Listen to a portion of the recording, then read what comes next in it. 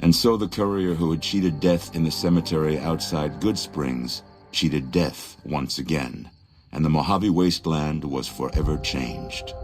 The new California Republic celebrated its second victory at Hoover Dam, establishing definitive control over the entire Mojave wasteland. Soon after, they negotiated terms to annex the Strip, Freeside, and many surrounding communities. The Mojave wasteland, at long last, had entirely fallen under the NCR's banner. The courier, fair and even-handed in his dealings throughout the wasteland, was honored by the NCR for his support of the military at Hoover Dam. He was presented with the Golden Branch, the highest civilian decoration given by the Republic. Tabitha and Rhonda went east, through Caesar's land. Occasionally, tales of their exploits found their way back west, though few believed them. Eventually, the stories concerning the duo were collected and published, and proved to be quite popular with children.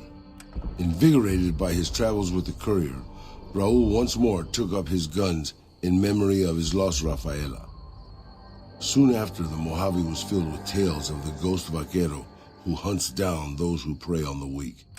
With the help of the gunrunners, the Boomers developed a healthy trading relationship with the NCR. Eventually, the Boomers began wandering out into the wasteland while still preventing outsiders from entering Nellis. The Brotherhood and the NCR in the Mojave wasteland declared an official truce, despite continued hostilities between the two in the west. As per their agreement, the NCR handed over all suits of salvaged power armor, and in return, the Brotherhood helped patrol I-15 and Highway 95. Despite her departure from the group, the Brotherhood's peace treaty with NCR came as some relief to Veronica. Though she remained friendly with surface patrols, she was never again permitted to enter the bunker she once called home. Fearing for the safety of anyone she associated with, she continued her solitary life as a scavenger. But reports would emerge from Mojave scientists and social workers of old equipment miraculously repaired and research notes mysteriously completed. Their leaders destroyed by the courier, the fiends scattered throughout the wasteland. Without the organization of Motor Runner, Cook, Violet, and driver Nephi, they were easy prey. After the NCR's victory at the dam, in part thanks to follower medical support, NCR allowed the followers to care for refugees as they see fit. Old Mormon Fort expanded its services and was able to aid more people, becoming a refuge for the less fortunate citizens of New Vegas. Though Arcade had not hoped for an NCR victory, he was proud of his role in the defense of Hoover Dam against the forces of Caesar's Legion. Unfortunately, when word spread that Arcade was once a member of the Enclave, he was forced out of the followers of the Apocalypse. Pursued by bounty hunters, NCR Rangers, and the Brotherhood of Steel, Arcade pushed deep into the eastern plains and was never heard from again. Good Springs saw more trade along I-15 after NCR gained control of the Mojave wasteland, but with that came a heavy burden of the Republic's taxes. Some old-timers, unable to handle the cost, were forced to move on, grumbling all the while. In the years following the destruction of Cassidy caravans, NCR used evidence of the plot to blackmail the Crimson Caravan and the Van Graffs. NCR enacted strict trade laws with little resistance, strengthening their supply lines and their position in the Mojave. Cass survived to see the NCR flag flying proud over Hoover Dam, and thought for a moment, this is what a hero must feel like. She was about to tell the courier not to get too proud of himself. Then she figured, he knew that already. That night, Cass kicked in the door of his room to celebrate, only to find the man on the bed was an NCR soldier whose barracks had been destroyed. He was cute, though, so after having her way with him, she got the hell out, leaving an empty whiskey bottle as a note. As she walked along the dam in the night, she felt drunk, content, and happy to be alive. Which to her was the whole point of it all. During the Battle of Hoover Dam, the Great Khans quickly evacuated Red Rock Canyon and headed north and east into the plains of Wyoming. There, they reconnected with the followers of the Apocalypse and rebuilt their strength. Bolstered by ancient knowledge of governance, economics, and transportation, they carved a mighty empire out of the ruins of the Northwest. Thanks to the courier and Lily, a cure for the Nightkin's schizophrenia was found shortly after Dr. Henry's experiment concluded. Nightkin and other super mutants in the wasteland flocked to Jacobstown, and the town became known as a haven where a mutant could find peace.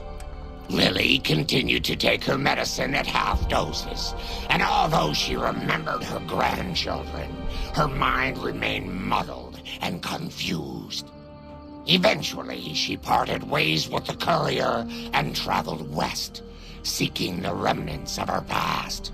After the NCR victory at Hoover Dam, the temporary truce between them and the Kings blossomed into a full-scale relief effort for the people. While the NCR made repeated entreaties that Freeside join the Republic, the Kings steadfastly maintained their independence. After Ray's brain was transplanted into Rex's cybernetic body, it took Rex some time to adjust to the old scrapyard dog's memories. Eventually, Rex's mind settled peacefully, melding his own memories with that of long travels with old Lady Gibson. Shaped up by the courier's advice, the Misfits distinguished themselves during the Legion's attack on Camp Golf. Mags was finally promoted to sergeant, and the rest of the Misfits received an official commendation. They continued to serve with distinction for many years. Though Novak was a low-priority target for the Legion, many of Novak's citizens died in its defense. In the weeks that followed, several bright followers returned to Novak to help restore its defenses, allowing it to remain independent of NCR. Looking for a place where he could be of some use, Boon found himself re-enlisting with his old unit. Though his regrets remained in his thoughts, they coalesced into a purpose, and Boon embraced it. He spent his leave time hunting down slavers in the desert, his first recon beret the last thing they never saw. After Hoover Dam, the leaderless powder gangers at the correctional facility vanished into the wastes, leaving the prison empty. The correctional facility became another abandoned ruin in the wasteland, its carcass occasionally picked over by enterprising prospectors. After the Vault 19 powder gang surrendered to the NCR, they were reincorporated into the correctional system. The NCR did increase their sentences, and they aren't about to take off time for good behavior. After Hoover Dam, NCR helps rebuild Prim as a major stopping point on the Long 15. Though Prim citizens chafe under NCR's taxes, they benefit greatly from the increased protection and merchant traffic.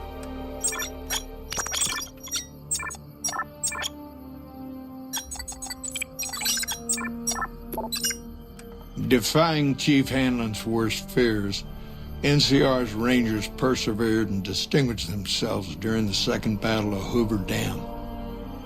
The Rangers, along with NCR's many troopers, shared the glory of victory. Hanlon wisely stayed out of the spotlight, crediting General Oliver's leadership for NCR's success. After a brief fanfare, Hanlon stepped down as chief and returned to the peace and quiet of his ranch outside of Redding. After their bold arrival at Hoover Dam, the remnants disappeared as quickly as they came. Legends of their power spread throughout the Southwest, a reminder of why people once feared the sight of vertibirds in the sky.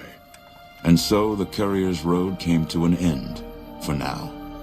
In the new world of the Mojave Wasteland, fighting continued, blood was spilled, and many lived and died just as they had in the old world.